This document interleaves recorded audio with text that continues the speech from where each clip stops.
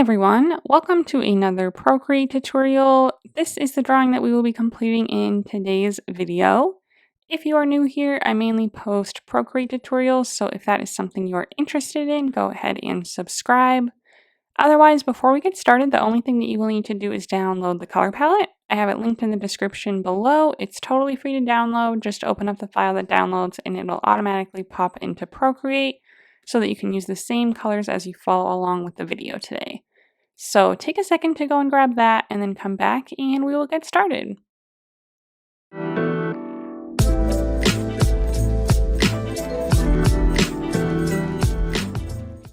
Okay, first things first, we will go over our canvas dimensions. They are 10 inches by 10 inches at 300 dpi or 3000 by 3000 pixels. The color profile that I'm on is the second one on the RGB list. And for our layers today, by the end of the video, you need about 10 layers, so make sure you have that many available by checking here. If you do not, you can always lower your DPI here to get more. And this is our lovely color palette today. So we will just go ahead and jump right into it. We will be on layer 1. And the first thing we will do is grab the first color on our color palette, drag and drop that onto the entire screen. Next, on the same layer, we are going to grab the second color on the top row, click the selection tool, set it to rectangle with color fill turned on, and starting on the left side of our screen outside of our canvas, maybe about a quarter to a third of the way down the screen, I am just going to start drawing and draw my rectangle all the way over to the right and bottom off the screen to fill in that. Let it go and it'll automatically fill all that in. Go ahead and click the selection tool to deselect it, and then click the wand icon here, click Gaussian Blur, and we'll drag that up to maybe 50% to get a nice gradient there in our sky. Then we'll go back to our layer menu, add a new layer, and we'll draw our first hill. So let's grab the first color on the second row now. And first we will set our brush to the monoline brush under the calligraphy tab. We can set the size to maybe 50 to 60%. And I'm just going to start on the left side of the screen here, maybe about a third of the way down. And I'm just going to draw a curved line for a hill going like this. Hold it down until Procreate helps you turn it into a nice smooth line. I'll put it maybe about right here. And then starting at this point now, I'm going to draw another curved line back to make kind of a little dip in the hills there. So I have two little hills connecting. And then I'm going to drag and drop my color underneath to fill that layer in. Next, we're going to use our selection tool again on the same layer. This time we're going to switch it to freehand, but leave color fill turned on. Same color, and now we're going to make the little trees that stick up from our hill. So in order to do that with our selection tool, we are just going to, underneath our hill, just a little bit here towards the left side, make a dot. This will be the first point of our shape. And then we'll go up and to the right and make another dot. And then go down and to the right, make another dot, and then connect it to the beginning dot to fill it in. And that gives us a nice triangular shape sticking up from our hill. This back hill, I'm going to do them pretty small, since this one is the furthest away from us. As they get closer, we can make them bigger. But I will vary their sizes a little bit, so I'll make that one a little bit bigger, but not too big. And then we'll kind of space them out kind of randomly here. But just keep making them. Try to make them as upright as you can. If they get really crooked, you can redo them, but it's okay if they're a little bit crooked here and there as well. So something about like that for my first one. And then I am going to go to my color palette, grab the second color on the second row, and I am going to grab my selection tool again, set it back to rectangle with color fill turned on, and I am just going to cover the bottom section of our shape here You don't want to cover it as far up as this peak goes, but you want to get pretty close so that it covers a good portion of it. Then we're going to go to our layer menu, click on this layer, turn on alpha lock, click the wand tool again, Gaussian blur again, and again drag that to maybe 50% to get a nice gradient there. The reason we have to turn alpha lock on beforehand is so that our edges stay nice and crisp. If alpha lock is not on, the whole shape will just blur, and we don't want that. We still want our crisp edges, but we just want the colors to blur together. So we're going to just do that same thing for 2 more hills. So let's add a new layer on our layer menu, grab the 3rd color on the 2nd row. On our monoline brush still, at about 50 to 60%. We are going to start a little further down now and make another little curved line, maybe a little shorter this time to make it a little bit different, and then we'll make another curved line back, maybe about like this, and then fill that in. And then again, grab our selection tool, switch it back to freehand, and we'll do our trees or our triangles again, maybe a little bit bigger than we did before. And it's okay if they even go above our previous hill shape. That is totally okay.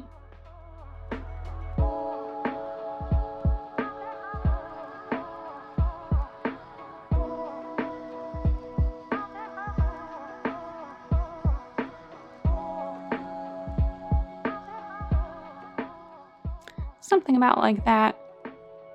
And then we'll switch to the 4th color on the 2nd row.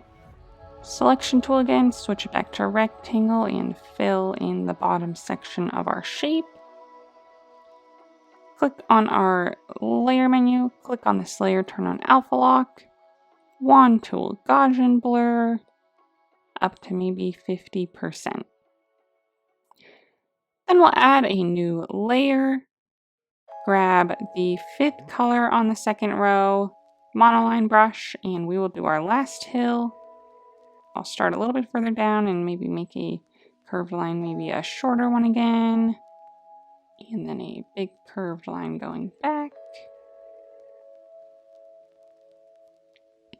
And then there, fill that in. So the points of my hills where the valleys kind of are all kind of like going in a line like this. Yours can be however you want them to be. That's just how mine ended up. But now we'll grab my selection tool back to freehand and make the triangles again, and this time make them very, very large in comparison to the others, since these are our front triangles. They don't all have to be large, but you know, make them quite a bit bigger to show that they're in front.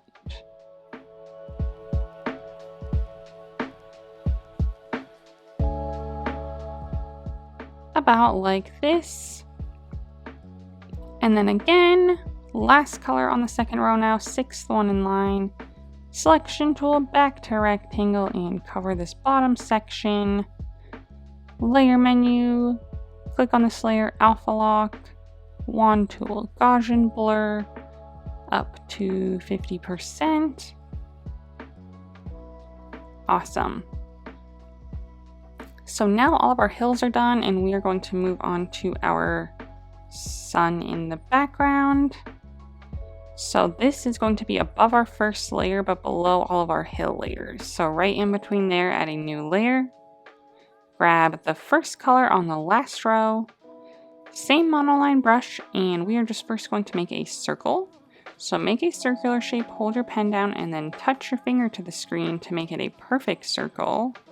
Maybe about this size, and then you can go ahead and click edit shape and you can move it around or resize it if you need to. But maybe about right here is good. Nestle it kind of behind your hill here where you can see maybe half of our sun for now, and then go ahead and fill that in. Then we're going to go to our layer menu, make a duplicate of this circle layer by sliding left on it and clicking duplicate. The one on the bottom, we're going to use that one, so click on it, click on this N on the layer and drag this opacity down to maybe 60%. And then with this layer selected, we will click our arrow tool, make sure it's set to uniform, and make sure that snapping is turned on in the bottom left. And then we're going to increase the size of it, maybe about this much, and then we're going to recenter it on our original circle. So with snapping turned on, so I saw that blue vertical line there that kind of lines up with my original circle. I will make sure I see that, and then now, boom, I moved it around a little more and I see this horizontal line as well. So this is where my circle is going to end up being. I want it to be maybe a little bit bigger, so I'll increase the size again a little bit more and then recenter it again. So the vertical line, drag it around until I get both of them right there, or at least very close. And then we're going to go to our layer menu, make a duplicate of this layer that we were just on again. So slide to the left and hit duplicate again. Again, grab the bottom one, click the N on this layer, and now let's drag this down to maybe 40%. Click the arrow tool again, up the size, and recenter it. Sometimes it might try to center you with other things, so just make sure that by kind of eyeballing it, it looks about in the center of our circle so that all our arches are kind of the same shape. So something about like that. And then do this one more time. So make a duplicate of this layer again. The bottom one that we just used. Go to the bottom one now that pops up. Click the N and this time drag it down to 20% opacity. Arrow tool again, increase the size and recenter it. This one might be kind of hard to do since it's kind of an odd shape now since it went off the page. So just kind of drag it around until you feel like it looks about even all the way around. So our curves are kind of lining up. It's not like way down here and it gets thinner at the top here and thicker at the bottom. You know, make sure it looks about even, but since it's way in the background, it's okay if it's not perfectly lined up, but maybe about right there is good. So I will let that go. And I will click my selection tool to turn it off. And now we are going to go and do some erasing to kind of make these look a little wispier. So in order to do that, I'm going to go to my layer menu. I am going to find this second one below my original big bright circle, the one right below it. I'll start with that one. That's our first ring. And I'm going to click my eraser tool and I'm going to open it up. I'm going to click it again to open up the menu. And I am going to go to the airbrushing category and find the soft brush at the top. And we're going to use that for erasing, maybe set it to 20 to 30%. And essentially I'm just going to very lightly start in towards the center and work my way towards the edge, erasing as I go, just a little bit to kind of make our border very, very crisp. So I'm kind of erasing everything else very lightly to kind of make that pop a little more. I'm going to go back to my layer menu and now you'll see that this layer has been erased partially and you can still see kind of the ring around the edge. But now we're going to go to the next layer below, which should be our second ring here, and we'll do the same thing. So I'll kind of start towards the edge of where my first ring was. I'll start there, work my way into the center and out to the edge to leave a nice ring showing there. About like that. And then we'll go to the last layer and do the same thing there, starting at the edge on each side and filling in towards the middle as well to erase all that main part too that's showing behind our other rings. So about like that. Now that that's done, my main circle is a little too bright compared to the others, so I'm going to go to my layer menu, find that big bright circle, click the N on it, and let's drop the opacity to maybe 75% just to lighten it up just a little bit. And after that, we will lastly draw our birds. So let's go to our layer menu, add a new layer on top of all of our layers. grab the second color on the last row. And to do this, we are going to use this brush pen under the calligraphy tab. So find that, set the size to maybe 20%, and we are going to make our birds just with a traditional V shape. But I'm going to start on the tip of the left wing here, and I'm going to start drawing and then hold and then curve in, hold my pen down, and let Procreate turn it into a nice smooth curved line. And then I push down harder as I get closer to the bottom, and that's just kind of how our brush works as well. And that gives us our nice body shape there. So I'll do the same thing on the other side. I'll start at the tip, push lightly, push harder as I get towards the bottom, and hold it down like this. So now we have a nice bird shape like that. And then we'll make a few of those. So maybe I'll start here and make a smaller one. And then maybe I'll make another medium-ish one in the middle here. About like that. If you need to resize any of your birds, you can, even though they're all on the same layer, so you can resize the whole layer at once by using the arrow tool. Make sure it's set to uniform and you can resize the whole layer. Or you can use the selection tool, set it to freehand, make sure color fill is turned off, and then you can like select around one of the birds and move it or resize it on its own. So I'm just going to move that one out a little bit further. It was a little too far in towards it was almost touching that bottom one that I drew.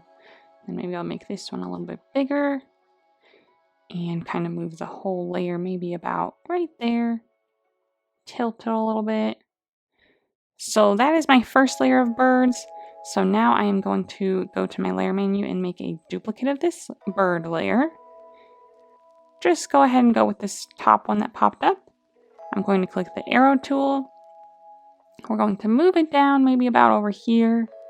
And then I'm going to click flip horizontal so that they're a little different and it's not the same exact pattern. And then in fact, I might even remove one of them so there's just two over here. So I'll grab my selection tool with freehand selected, and I will select this bottom bird here, click the arrow tool and drag it off the screen, and then click the arrow tool again, and now it's gone. So it's just my two birds here. But again, I'll grab my selection tool and select just this smaller bird over here and maybe just move it down and off a little bit so it's lined up a little bit better with our original bird. I'm going to leave it there, but you can move them around if you need to or add more, whatever you would like to do. But otherwise, that completes our drawing today. So I hope you had fun. If you did, go ahead and give this video a thumbs up and subscribe to my channel if you'd like to see more tutorials from me in the future. If you would like to share a drawing on Instagram, I would love to see it, so go ahead and post it and then tag me so that I can check it out. While you're there, go ahead and give me a follow so that you can see what I'm working on next. Thanks for watching!